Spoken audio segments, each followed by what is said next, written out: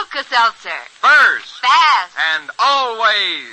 For first aid to fast relief from headache, acid indigestion, and cold misery, always rely on Alka-Seltzer, made by Miles Laboratories, who bring you, transcribed, One Man's Family.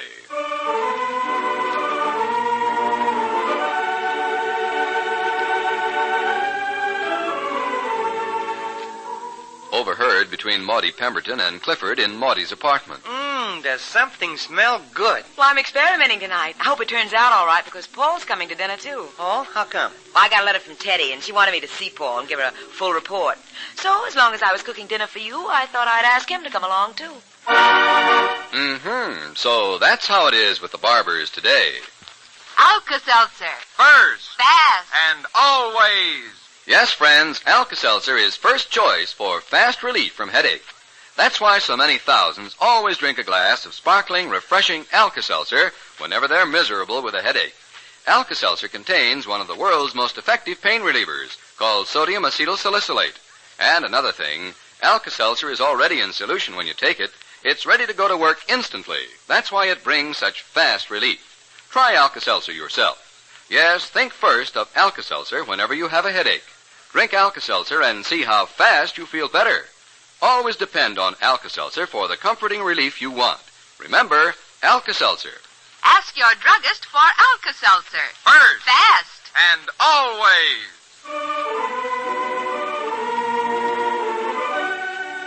Chapter 13, Book 82. Clifford Barbour is a very happy man these days. He's been promoted to the downtown office of the Elkhorn Realty Company. At long last, his life seems to have a purpose. He's got a job and a girl. The girl, Maudie Pemberton, is daily growing more important to him. Every evening now he drops by her apartment after work to report on the day's activities and often to stay for dinner. This evening is a night for dinner. A rather special meal because Maudie has asked another guest. Here's that man again. Hiya, Maudie. Hi, yourself. Come on in, Cliff. Does something smell good? Well, I'm experimenting. I hope it turns out all right. Paul's coming to dinner, too. Oh, no kidding. I called him at the airport and asked him this morning. Swell. How come? Well, I got a special delivery letter from Teddy, and she pleaded with me to see Paul personally and give her a complete account of how he was looking and feeling and, you know. Sit down, make yourself comfortable. Here, give me a hat. No, I'll just toss him over here. There, that's fine. Well, so Teddy's still worrying about Paul. Over there in Tokyo, knocking herself out. Oh, well, she's not really worried, Cliff. She just said that Paul's letters never say anything about himself, and she wanted me to get the lowdown on how things were going with him, that's all.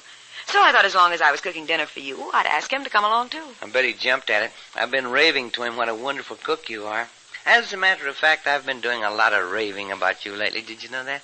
Well, all I do is open up the old recipe book and follow instructions. Nothing very miraculous about that. Just have to know how to read. Oh, it's not just your cooking I've been raving about.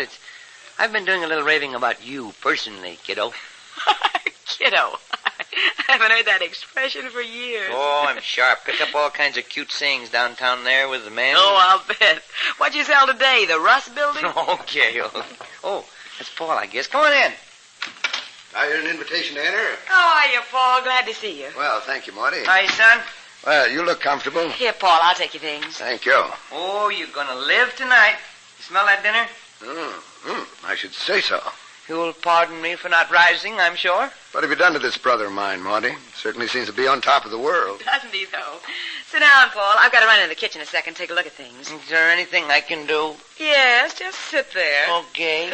I hope you two aren't starved, because we won't have dinner for quite a little while. Well, we'll be very patient. Fine. You excuse me for a second, then, while I take a peep out here. She cute. Maudie. Cute as a dickens, don't you think? You know, Paul, I'm getting so I look forward to coming here every day when I get through work. I don't know. When I get in this apartment, I feel so doggone relaxed and kind of at peace with the world. Know what I mean? Well, you certainly look relaxed and peaceful. Yeah. The more a fella thinks about it, the more you realize what it means to have a place where you can feel it. Oh, everything okay, honey? Coming along fine, except for one thing. I'm going to need some olive oil when I make my salad dressing. Want me to run down and get some? Would you mind, Cliff? You know the little market right on the corner? Oh, yeah, sure. I don't need it right away, but if you don't go now, he may be closed. Well, you betcha. I'll have it back here in no time. How much you want, a quart? No, a pint, please. It's expensive. Madam, you are talking to a capitalist. Back in a flash. What an amazing person Clifford is. Some days he comes in here so low and discouraged. Other times he's like this, way up on the crest.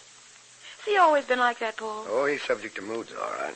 I must say, though, I've never seen him happier than he's been the past few days. Oh, that job's been a lifesaver.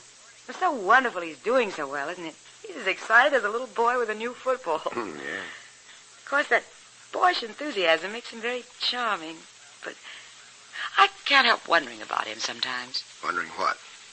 Is that good, to be so mercurial? It's grand when you're sailing up there in the clouds, but it's so easy to tumble down again. When you do, you hit so hard. Wouldn't he be better off if he struck a happy medium? Probably. Don't misunderstand me. I'm not trying to change him. You have changed him, whether you realize it or not. And for the good, furthermore. It's revolutionary, what you've done. Do you think it'll last? Why would you ask me that? Because I have my doubts. Because I'm a pretty realistic person when you come right down to it. Yes, I think you are, Maudie.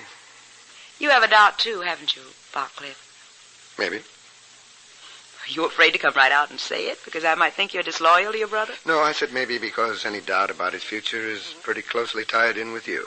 Don't you think so? Shall I take refuge in a maybe and play safe? I'm sorry.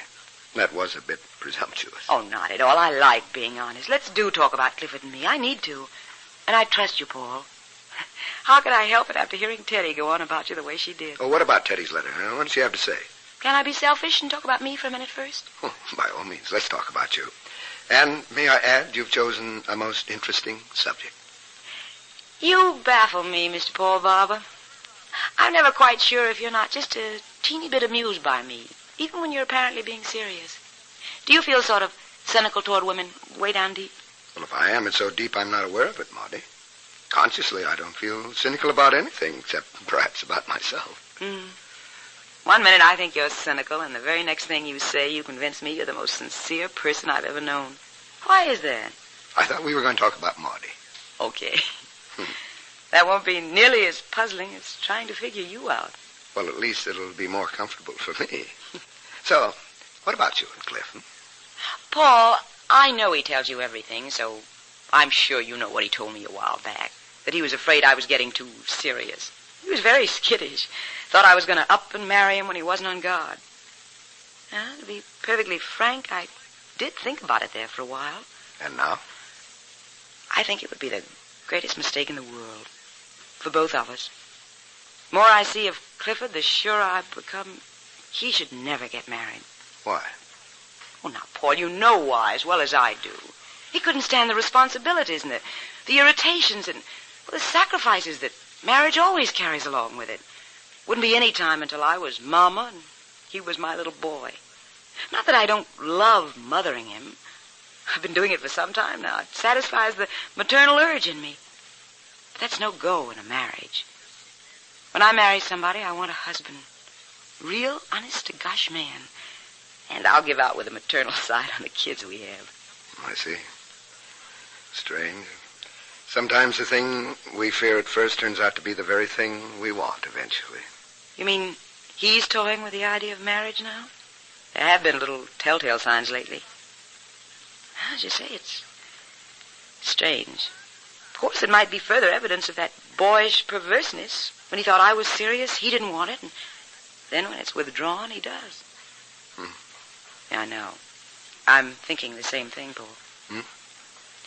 You're wondering what might happen to him if he thought he loved me enough to want to get married, and I turned him down. Maudie, if you don't mind, I'd like to withdraw at this point. I'm already in this much deeper than I ever intended to be.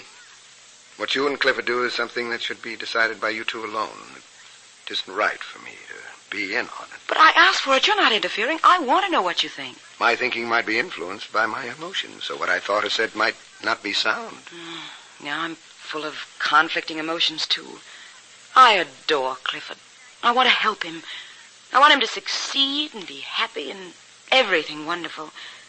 I'd feel like a perfect heel if I let him down now. But when I level off and think about it selfishly, I come right back to what I said a little while ago. That it would be the greatest mistake in the world for both of us. Am I wrong about Clifford's immaturity, or is it that he acts that way around me? Well, to a certain extent, aren't we all immature? I read somewhere the other day that the only people who were really mature and with mature instincts were children. Yeah. They can't wait to grow up to be adult. And when we do grow up, most of us spend the rest of our lives wanting to be children again. Sounds sort of hopeless, doesn't it? Yeah, but some people manage. You're mature, Paul. That's why you're the way you are. Well, I think that may be open to argument, Maudie, because... Hi, olive oil, straight from Italy. Yeah, and you must have taken a slow boat. Oh, look who's talking. Oh, thank you, Clifford. Want me to put it in the kitchen? No, I'll take it. I've got to see how our dinner's coming along. Paul and I have been sitting here gabbing ever since you've been gone. So if you gentlemen will excuse me for a few minutes? Yeah, you go be domestic, honey. Right. Don't you be surprised if you end up washing dishes. Love it, love it. Oh, boy. This is a life, huh, Paul? Makes a guy feel kind of masterful, sitting back taking his ease while the little woman busies herself in the kitchen preparing his dinner. You'll be asking for a pipe and a pair of slippers next. Yeah. Might not be a bad idea at that. What do you think? What do you mean? What do I think about what? The pipe and slippers routine? Well, you are feeling domestic this evening. Oh, it's not only this evening. It's been going through my mind for a couple of days now. What? Marriage? Oh? Yeah, Paul. I've just about decided I'm going to marry that gal.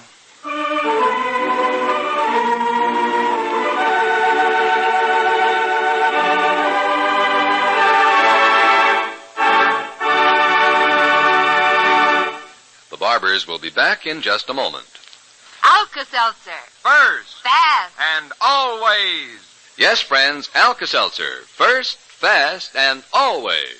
The first thing to do when you've had a busy day and you come home feeling tired out and work-weary is drink a glass of sparkling Alka-Seltzer and see how fast you feel better.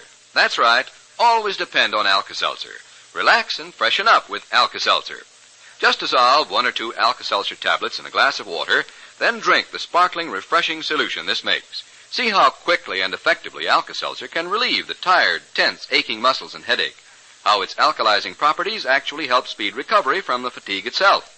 And listen, here's something else. To help you rest better and wake up feeling better, drink another glass of Alka-Seltzer before you go to bed.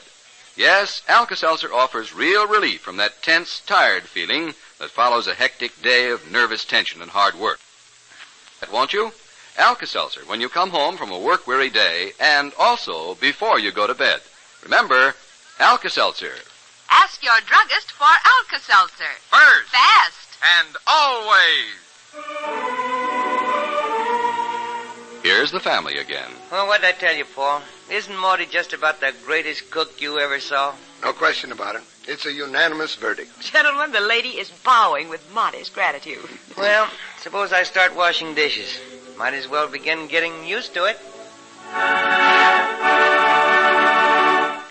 Don't take chances. Don't guess that you and your family get enough of the essential vitamins. Make sure they do by seeing that each member takes 1-a-day brand multiple vitamins every day. You can't keep feeling your best nor looking your best unless you get enough vitamins. 1-a-day brand multiple vitamins taken every day give complete protection against the lack of any or all of the vitamins known to be essential. Ask for and insist on getting the vitamins with the big 1 on the package, made by Miles Laboratories, makers of Alka-Seltzer.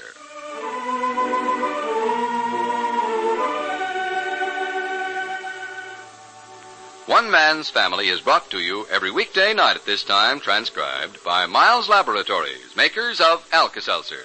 Tomorrow, Clifford Plays Santa Claus, Chapter 14, Book 82. This is a Carlton E. Morse production, directed by Michael Raffetto.